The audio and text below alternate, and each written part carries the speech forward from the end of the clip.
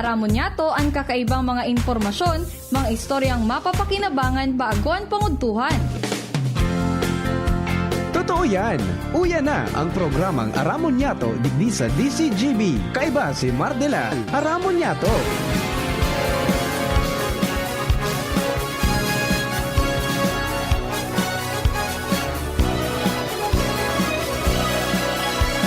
Kabayan, dapat mong malaman na kailangan mong maintindihan ang usapan na may kinalaman sa iyong kapaligiran. Gaya ng aming sinabi, makinig ka. Dito sa inyong bahay, makijaming. Dito sa programa, Mardela, ating kasama. Pakinggan natin si Mardela. Samahan natin si Mardela. Sa balita, issue at sa komentaryo, kay Mardela tayo ay Magatugang good morning. Good morning Luzon, Visayas, Mindanao. Welcome po sa programa. Alas 11:15 na po ang oras. Diba na po kita hanggang alas 12 sa pong programa. Aramon niya itong niyang pong Aldaw Ninin Friday.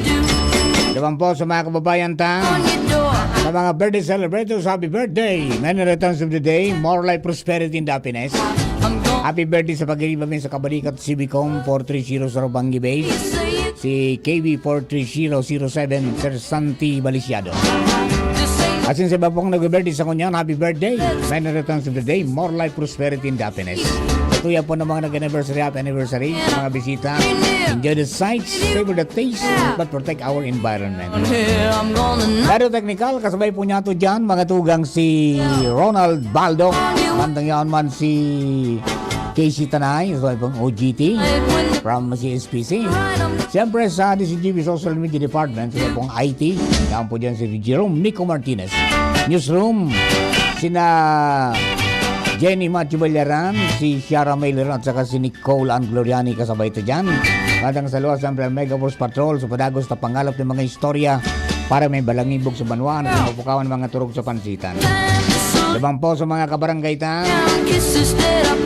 na nagrilinig pa kasi ng mga harong na biktima kang baha. Good morning, Tabi. O, pakicheck ang mga convenience outlet nindo, ha. Yung linya ka mga kuryente nindo, pakicheck. Tanga ni pong maiwibitaran ang problema. Adi, talagang kunyan. Kinurukuso kita kan uran. Kaya nga ni may tulupang probinsya mga tugang sa Bicol Region na nasa irarom kan suspension kang klase asin trabaho, tapi lalaw man na nasa 50 to 100 mm pa ang ibabagsak na uran. Yan. Pero I think sana wala na, no? Para makabangon ang gabos, ang lugi lang talaga. So, no work, no pay. Yan ang medyo nalugi. Although ang sa inyo pong target talaga is yung safety, no? Ta dipisil mga to ngarog kay to. Kasuod maabaga na madaling araw, matrabaho mga tugang o na kuryente na disguido na gadan, di ba? O, kaya yan din sabi nga ni lessons learned din yan sa tuya po ng mga lokal na gobyerno, pati na kan mga agencies na nagbuburugtak ng mga street lights na pakiriparo. Lalo kung iyan mga tugang wired. So may kable. Tagarungon yan, kadaklan, pigurburog takla mga solar lights. Kaya kan mauranonon, kasi bagong maaga, madiklumon. Marumiro mo na sa iba. Dahil na nagkaralada, dahil po ning, dahil naka-harvest. O sa indang stored ba yung battery, dahil naka-store ng power. So, hopefully, mga tugang, maging maging dakol man na itaw sa tuyang leksyon, no, na pangyayari sa tuya, di man tayo dinaanan ng bagyo, pero, mga tugang, because of the enhanced na habagat, pinakusog na habagat, dahil sa pagburutungan ka mga bagyo, mga tugang, iyon na po yung resulta. Halos kadaklan, mga tugang sa Bicol Region, from Masbate, Sorsogon, Catanduanes, Kamsur, Albay, kunyan talagang nagsapar ning dakol na pag-uran. Makangalason lang talaga. Sukam Norte. Ha? Sukam Norte, pirangal daw kitang sunod-sunod sa suspension. Di kasabay Sukam Norte. Kasuod ba sa na, pagpalos, kasabay na. Tapos sabi ni mga Vidro, ano yan, kumusta dyan? Naguran-uran na nga digdi. Nangyari. Kaya pala ako sinabay na kamo. Yan. Alright, so yan po, tabi, mga tuga ang mga sitwasyon mo yan. And siguro, baka magpalos po ning dugang na o kaya pagbabago na mamaya, although Sabado na weekend na, di ba? Sabado na sa aga, so pwedeng magtrabaho na sa pribado naman, di ba? At sa mga sa pribado man nga ni, mga tugang, depende yun sa depende sa diskresyon mga tugang sa ng mga employers. Pero sa gobyerno, iyan po susakop kami suspension. Hopefully nagluya na po si Kunyan. Nagluya na si Emong. Ano? Pero nagduwang lanpol ang Emong, di ba? Luminan pol sa Agno Pangasinan kaso bagong madaling araw, di ba? Pagkatapos pinagtumbok naman sa Ilocosur, di ba?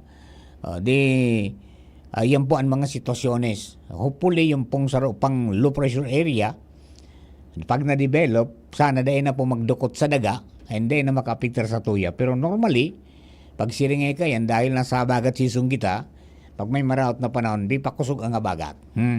Alright, so maging preparado lang po kita. Tapos sa panahon po ngunyan, dahil lang po sa pagbabago ng panahon, sa ibang kapag-asa, ang panahon ay nagbago na ang panahon. Talagang yung mga enot na experience na ibang-iba na sa ngunyan. Ha? Ngunyan kay to, pagbagyo, di ba?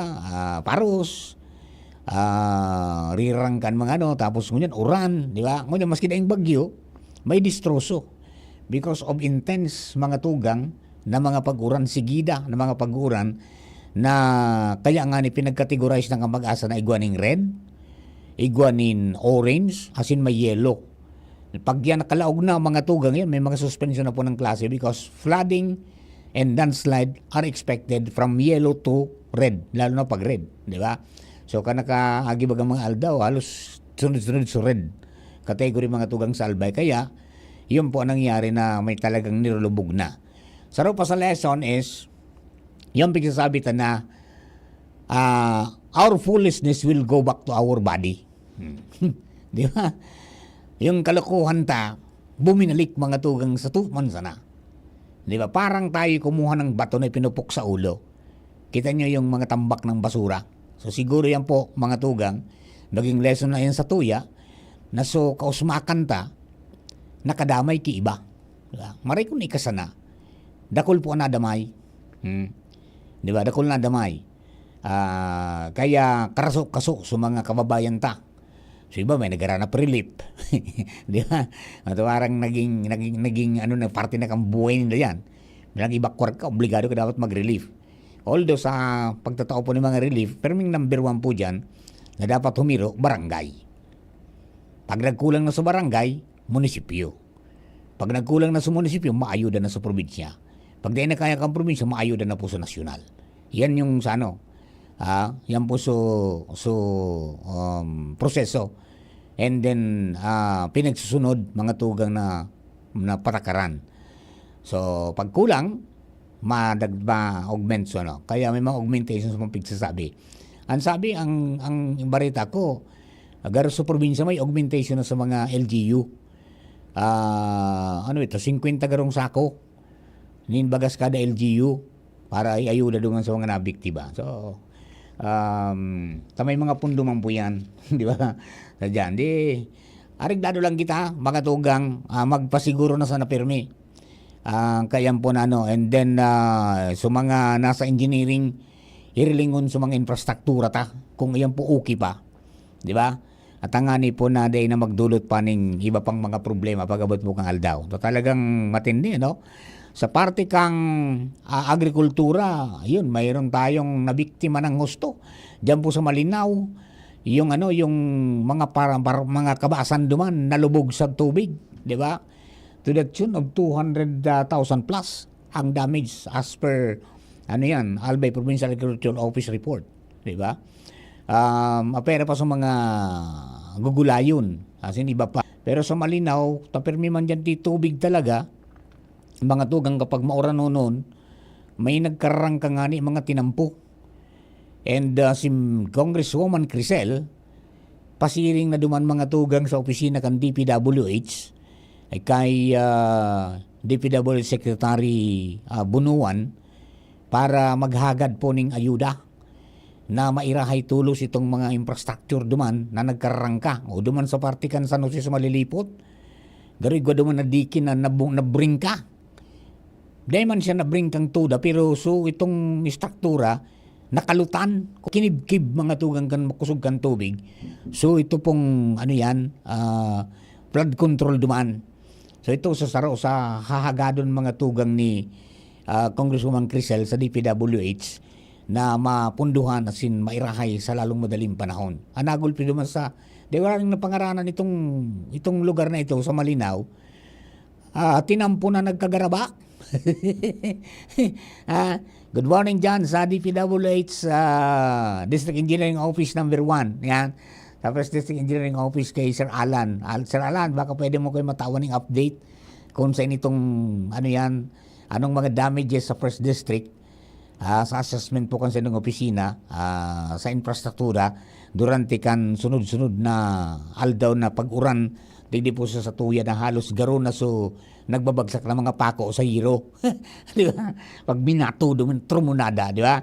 Alright, good morning sa mga kababayan nato, mga nagantabay po sa DCGB News on Facebook page. Good morning sa muya pong El Presidente, kay Sir 43017, Sir Francis Bualoy, kang kabalikat CBCom 430 sa Rumbagi Base. Saka sa mga kababayan ta, ayan imbitado ka mo ni 43007 Sir Sandy Valiciado sa iyong birthday ngunyang pong aldaw. Okay? And I would like also to say good morning dyan po sa Santo Domingo Bureau of Fire Protection, partikular sa Indong Fire Marshal, kapopromote pa lang SFO4, Senior Fire Officer 4, Madonna Rimpilyo. Mamado, belated happy birthday. Masabawon sa birthday mo, kasod mo. Alright. At saka busy ang satuyan ng mga BFP Santo Domingo sa pag-training.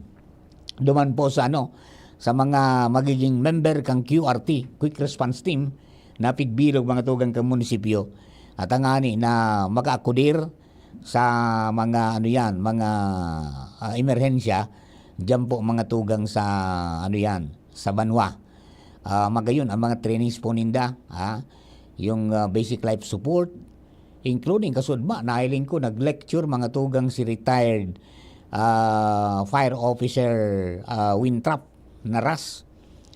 Manungod man duman mga tugang sa mga tamang pag-transportar, kan mga pasyente, including kan mga training sa driver, kan mga ambulansya, asin kan mga transport vehicle. So, kompleto, para po duman sa mga kababayan ta. Para the moment na sinda po pinagpunan na if i-deploy, ay wala mong problema kasi integrated po ito BFP, LGU, MDRMO, RHU, at tuwang-tuwang mga tugang para po sa sarong objective na makatuwang makapagligtas po ng buhay. So kaso iringat-ingat po sa mga nagmumorotor kaso igwanan naman na diskuido sa San Roque. Nakabangga ning ayam mga tugang blentong blektad suduang pasayro. Sudo driver buda sunod na babayi yugyugunon mga para tamaning ayam. Gara ko din natabi no kadamay na mga tugang barita din nagadan dahil po ni na gulpi medyo burubak cross na pero nevertheless pigdara mangiray kang BFP ambulance pasiring po mga tugang diyan sa Legazpi Hospital. Ayo, di iringat sana po tabi. Mga kapatid, standby lang mo. 11:30 na po ning pagka morning. An oras hatod sa Indokang. Artisan Joint Supplement. Bumabagal ang galaw dahil sa joint pain at arthritis. Mag-Artisan. Plemex for kids. Mommies, agapan agad ang ubo at plemang nakabara. Pambatang lagundi. Plemex! Optin Lutein Capsule. Alagaan ang paningin sa tulong ng Optin. Kitang-kita ang kalusugan ng mata. Plemex. Pag may ubo o hika, Plemex agad. Basta lagundi, Plemex. Liver Aid Silimarine Capsule. Ang good drinks at good food, perfect combo. Isama pa ang Liver Aid. It's liver lover, boys! Ubo ng anak? nakababahala, baka plema. Para dyan, Plemex for Kids ang pambato ko. Ang Plemex for Kids ay gawa sa lagundi. Tinutunaw at pinalalabas ang plema. Ginhawa para sa bata, peace of mind para kay mommy.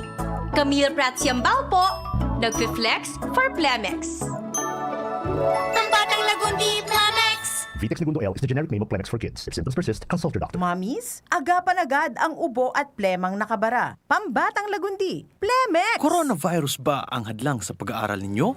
Andito na ang Southern Luzon Technological College Foundation Incorporated ay gumawa ng hakbang sa mga gustong mag-aral sa junior, senior high school at kolehiyo. Ang SLTCFI ay handang umagapay sa mga mag-aaral upang may pagpatuloy ang kanilang pag-aaral at pagharap sa new normal o sa makabagong panahon na ating kinakaharap. Sila ay nag-o-offer ng flexible blended learning o online or offline/modular classes. Kung may sapat na gadget o may maayos na internet connection, maaari niyang piliin ang online classes. At kung ang estudyante naman ay walang sapat na gadget at walang maayos na internet connection, maaari niyang piliin ang offline/modular classes. Sa ganitong paraan, malaki ang matitipid ng mga magulang, wala na silang iisipin na pamasahe, baon at iba pa na kinakailangan. Ngayon, mas magagabayan palalo ng mga magulang ang kanilang mga anak at higit sa lahat, masisiguradong mapaprotektahan pa sila sa mga pwedeng masagap sa labas tulad ng COVID-19. SLTCFI course offered junior high school, grade 7 to grade 10, senior high school, grade 11 to grade 12 with academic track, STEM, GAS, ABM, and HUMSS. College, Bachelor of Secondary Education, majors in English, Mathematics, and Filipino. Bachelor of Technical Vocational Teacher Education Program, Bachelor of Science in Business Administration, major in Human Resource Development Management, major in Business Process Service Management, and major in Financial Management, Bachelor of Tourism Management, Bachelor of Science in Computer Science, Bachelor of Science in Information System, Associate in Computer Technology. What are you waiting for? Enroll now in our online registration. Visit www.sltcfi.com/ENROL. And for more information, please contact us at 0977-147-3488. Basta SL, wow! Bakunang angat, serbisyong dapat. Sa presyong abot kaya at matapat. Lahat ng yan, nasa Rabvax. Nakagat o nakalmot ka ba? Huwag mag-alala. Rabvax Animal Bite Center ang inyong kaagapay para sa pinagkakatiwalaan, mura, ligtas at siguradong proteksyon laban sa rabies. Bukas po kami 8 a.m. to 5 p.m. mula Lunes hanggang Sabado, 8 a.m. to 12 noon naman every Sunday. And on holiday, pwedeng-pwede pati walk-in. Ang aming mga branches, Rabvax Legazpi, R&R Suite, Sagmin, Legazpi City, near Aleco. Rabvax Ligao, in Barangay Tuburan, Ligao City. Rabvax Tabaco, beside Siga Hospital. Rabvax Iriga, in front of Yusan Iriga. Rabvax Irusin Sorsogon, malapit sa Irusin District Hospital.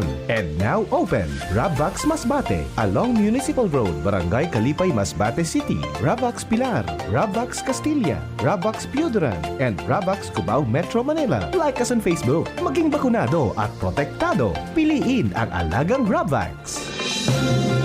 Mga tugang, abangan ta ang pinakabagong programa digdi sa DCGB Radio. Ang programang mahatod nin mga impormasyon, mga istoryang kapupurutan nin inspirasyon na naidulot kan pagtatrabangan nganing maiangat ang pagkabuhay kan mga Bicolanong paraomang benepisyaryo. Magiribahan kita, alas 10:30 hasta alas 11 nin pagkaaga. Magantabay, asin maghinanyog sa kape, asin paretang agraryo. Aramon Yato. Aramon Yato sa DCGB. Kaiba si Mardila. Musta na? Ayos pa ba ang buhay natin? Kaya pa ba? Eh kung hindi, paano na? Ewan mo ba? Yan, puso mo yan, bro. Pray until something happens. Mga tugang second part ng Ribanan nato dito sa programa. Aramon nato ang pong aldaw. Ako po si Mardela Dainiba. Hello kay KB349181. Diyan po sa Ginubatan. And ang sabi po niya, mga tugang Marinaga, sir. Pabati, sir, sa Gabos na Kabalikat, lalo na Kabalikat 349 Ginubatan. Good morning po sa inyo. Malapit ang pista dyan sa inyo, ha? Next month, pista na sa Ginubatan. Bueno, Dugatan, istorya alin po dyan sa luwas. This time, mga tugang, ang lalaking pasiguro pirmi. Joshua James Bean on the line. Joshua, good morning. Please come in. Hello? Yes, go ahead. Yes, good morning, Tadi Sir Mar. Good morning sa mga paraan tabay. Location kan DCGB News. Ano yun ako, Sir Mar, digdi sa barangay Budjao, sa munisipyo kan Daraga Albay. Sa Budjao? Ang problema palang digdi, Sir Mar, kan mga residente.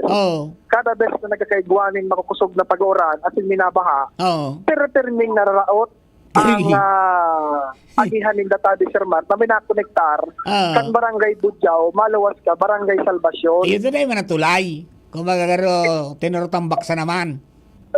Kumbaga, dito sa na Sir Mar, may tinampo talaga digding konkreto and magayon Sir Mar. Kundi naraot palang inikan bagyong riming kaya ito ba? Kaya ginibuhan si kumbaga Titor para maagihan kan mga residente. Una ko, para maagihan kan truck.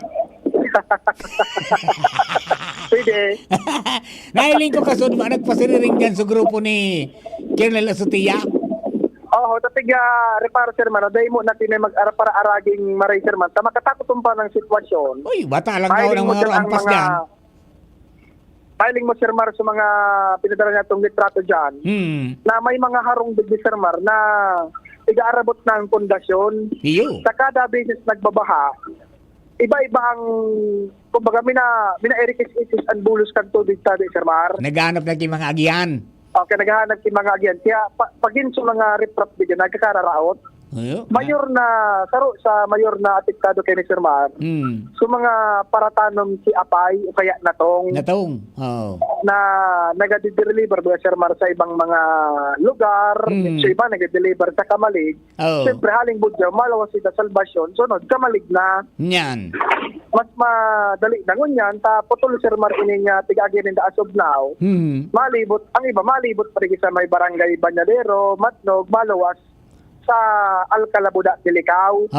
Maabot pa, maagi pa sa sentro ka na Daraga Tadi, Sir Mar. Ngunyan, ikuha naman kinag-arabot ding mga heavy equipment na tigupo na Sir Mar and paluway-luhay.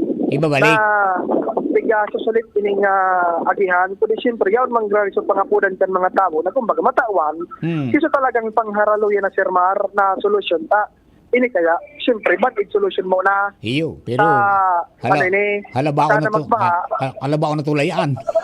Kada magbaha, ano dun mangyari so ditor? Pero pag-abot ko, may nag-ooperate Sir Mar na mga heavy equipment na sabi, padaradaan ni Vice Mayor Labruiz na sakto, minabot man digdi Sir Mar sa lugar sa ibahan ni Kapitan. Kapitan Condi Luveres o ni si Vice Sabi. Dulukon ko lang madali Sabi Sir Mar. Narinig ko sa mga residentes na kayo daw po nagpadala ng mga heavy equipment. Inaayos na po ngayon. Ano po ang advice? Hanggang kailan po ito matatapos? Live po tayo sa radyo kasama si Sir Mar de la Cruz. Sir Mar, si Vice Mayor Tade. Hello, Vice. Hello po. Maray na hapon po sa Indogo.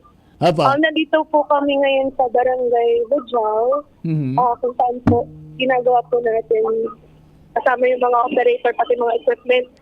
Isang backhoe, tapos isang loader, tapos nagtabang din po si Mayor Reyes ng Pilar. Nagpadala rin po ng equipment para po magawa itong dito sa Barangay Budjao po na ano po. Vice Mayor Lab, ano yan? Your own initiative na po yan, muna, para maisaayos uli yung daanan dyan.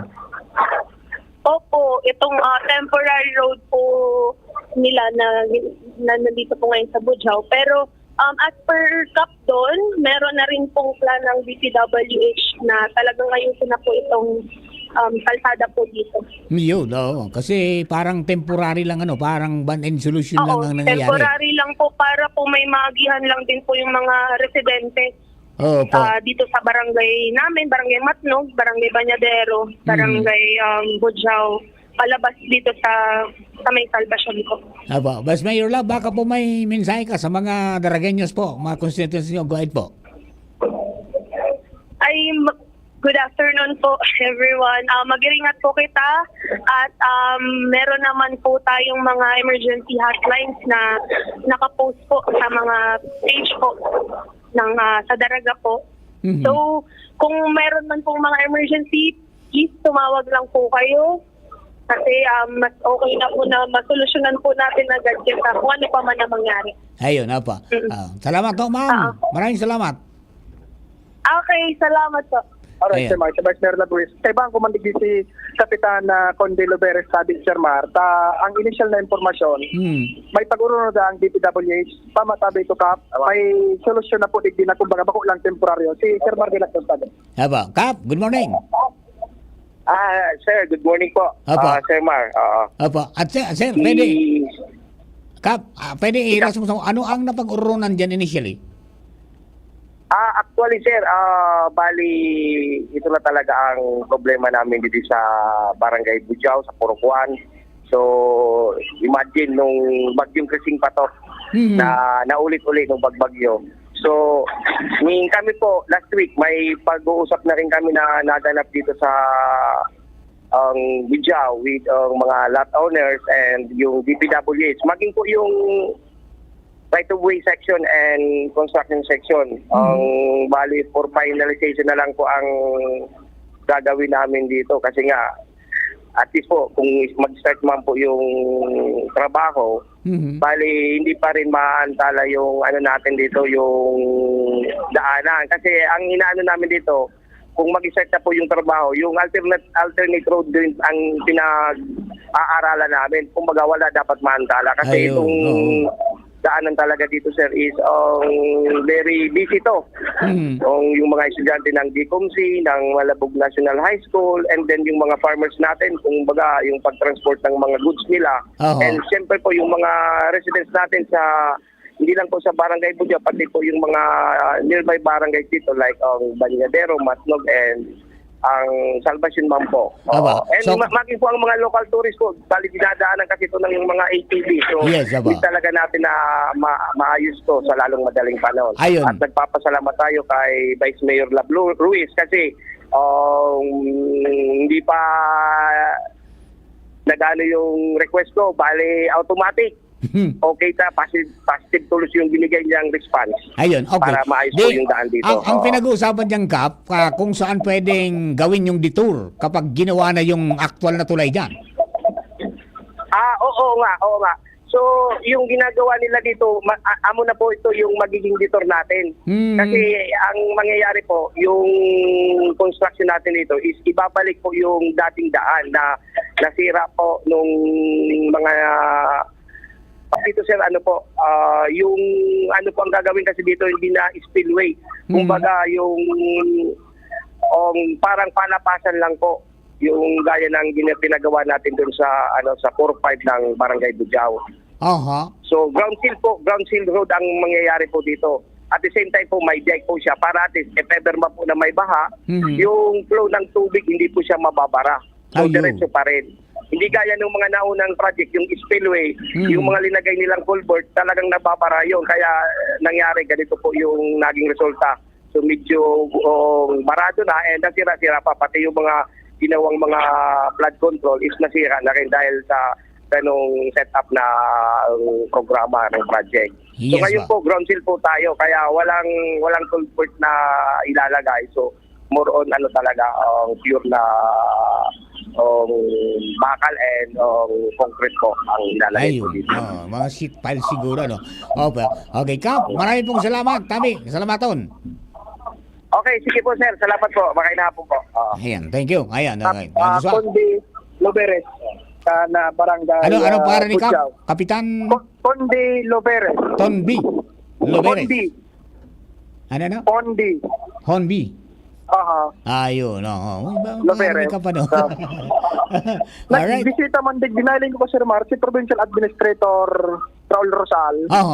Nagata na man di Sir Mar, naghihiling ka na sitwasyon pero baka nag-idali o na nagraray. Reparo lang siguro so sitwasyon. Pero so far Sir Mario, yan ang sitwasyon dito sa Barangay Budjao. Kaya po na ng makunyan matapos ini masugpon giraray magkaigwa ki temporaryong naman nagihan ang mga residentes. Tama rin yun Sir Marta, suspended. Pag nagbarali ka naman ang klase, mas maridipisilan na sa mga estudyante. Kaya po na nindang maglibot. So at least po yan, baka matapos po yan maghapon or sa aga, may agyan naman sa mga taga-barangay Budjao. Ayun, sana na yun na maguraan. Ayun din sa may tabi ang sitwasyon, live digit sa barangay Budjao, Taraga Albay, Joshua Bino, DCGB. Pagali kay Joshua, lipat po kita kay Angel Mustasa. Baby Angel, good morning, go! Oh. Hindi si Angel pala.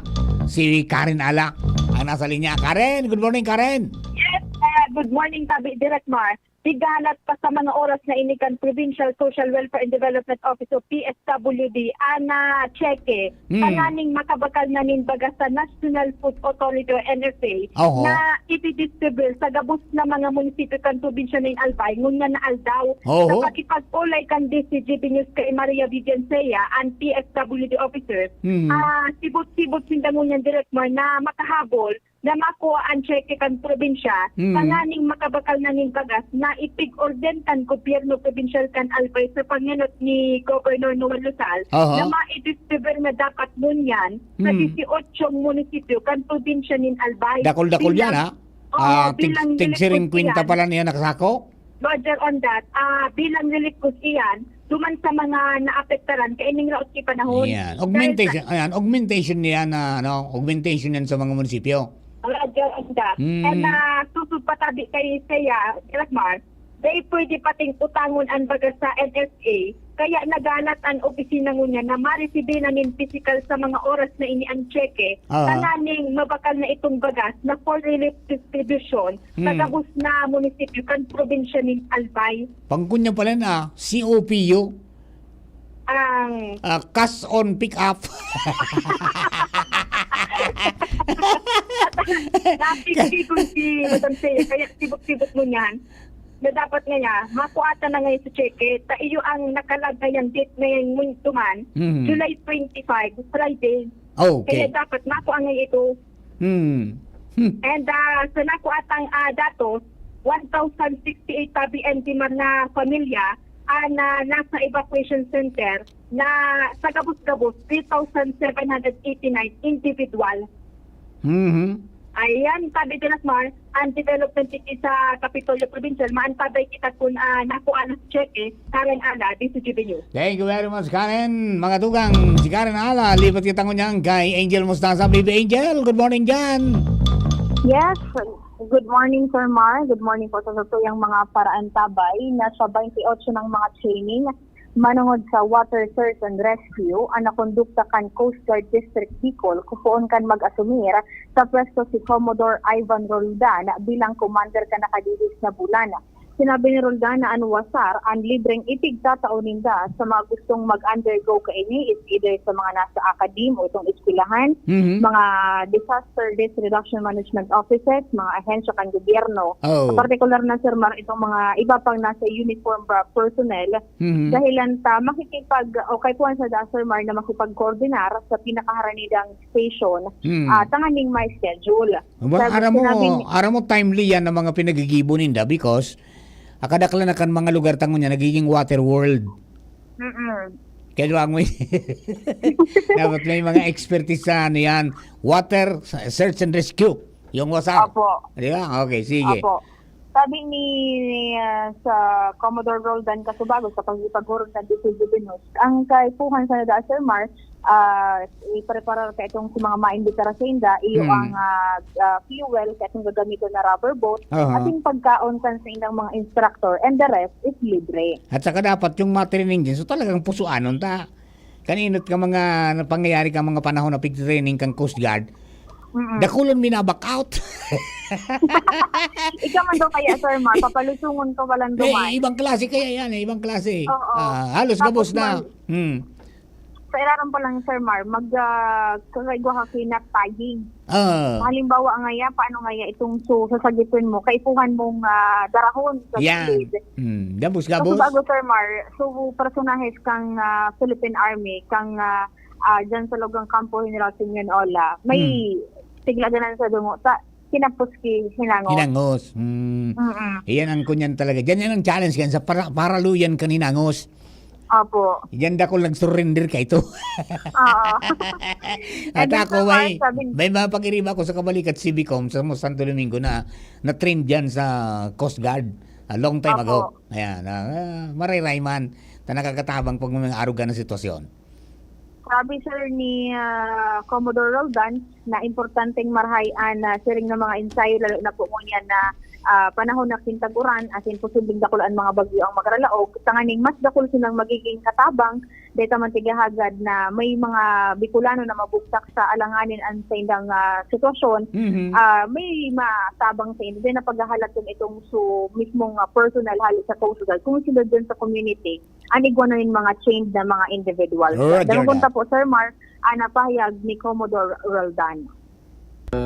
LGUs, mga other agencies, hindi lang sa kanila, kundi pati yung mga private entities o groups na gusto magpawasar ay lumapit lamang sa pinakamalapit na Coast Guard office, station, or detachment o substations para may paalam kagad dito sa aming pamunuan para kami naman ay kaagad-agad na makapag-ready, may schedule namin sila kasi pagkat marami na rin mga nangingi sa amin ng training.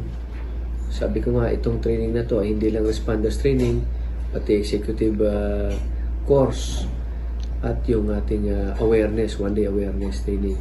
Kaya ginagawa namin ngayon, sa dami nila ay ini-schedule namin isa-isa. Plus yung mga training instructors na karamihan naman ay nakapag-daanan ng tinatawag na instructor development course. Kaya alam nila paano isagawa yung mga kaukulang pagsasanay. So, yan po, Sir Mar. Ano yan? Parang trainers training na? Hindi ba naman?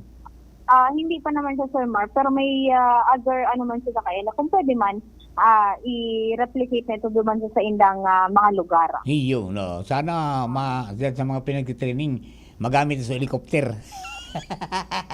Nag-isip na niya, Sir Mar, sabi ni Commodore, pati daw yung mga nasa media, i-training niya naman. Iyan, ito tarang magkaipuan man yan. Sige, ayos. Iyan po, Sir Mar. Ikang commander ni Jan. Ang sirena ng GB. Iba ko si Joshua. Duwa lamang kaming magpataw-pataw. Okay, sige. Anyway po, Sir Marian, ang mga dugang tapang informasyon halit sa luwas, Angel Mustaza, DCGB News. Thank you very much, Angel. Pangalan mo kay Angel, sa First District po kita. Biyahe tayong First District. Paring Jomar Viana sa linya. Paring, good morning. Kumusta dyan? Salamat, Paring Mar. Good morning sa mga parantabay. Digdi, kalmado. Wala man na mga damage na dinarapade. Itong ipig-post ni Congressman Crisel Lagman. Aloy na ito? Na damage sa barangay Uwas na sa Malinaw ito? Malinaw? Control. Barangay Uras. Uras. Barangay Uras. Ano ito? So na-damage ito kan sa rupang taon? Yun. Oo. Bako man ngunyan. Bako. Tapos, ihirayon ako tayo ito. Nag-missing baga sa mga pondo? Naramdaman mo? Oho. Kaya ba ito sunawarang kipondo na takrasan? Okay. Ngunyan, ang sabi ni Congresswoman Crisel Lagman, ihagad niya sa Office of Civil Defense din pondo dahil ang kinakaipuan talagang mahirahay ito. Tangon yan nga sa pagparaora na ini. Pigkakao na so tinampo dahil ang itong flood control so sa gilid baga at tinampo. Iyuan naulag na kang inot pa dai manahirahay na. Kaya ang talagang susug sa kongresista importante, very essential na mapunduhan ito. Takong dae, kada paguran padagos na kakauno nito, sundo na ang bilog na tinampo na ang pwedeng iwas out. Immediate talaga dapat irahayon. Roger on that. Dati ng mga damage ito pati sa dike sa San Jose.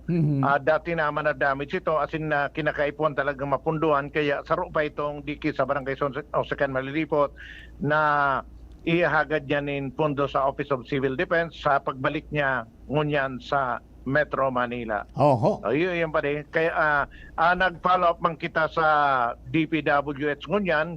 Na gusto tang araman kung may mga significant damages man sa mga infrastruktura. Pero sabi ni Mr. Alan Imperial, ang tagapagtaramkan First Engineering District, warang reported na mga significanteng damages sa infrastruktura digdi sa First District kan Albay. Ay, very good. So, yan pa rin mga dagdag na bareta, Jomar Bien, DCGB. Thank you very much, Paring Jomar. So, yan po tabi, ang mga dagdag na mga impormasyones. Hopefully, makakuha ng pondo tulo si Mayor, si Congressman Crisel. Tangani po na maipaayos na po yan bago pa maging worse ang sitwasyon. Alright, Papa Mar, ano ba talaga ang tama?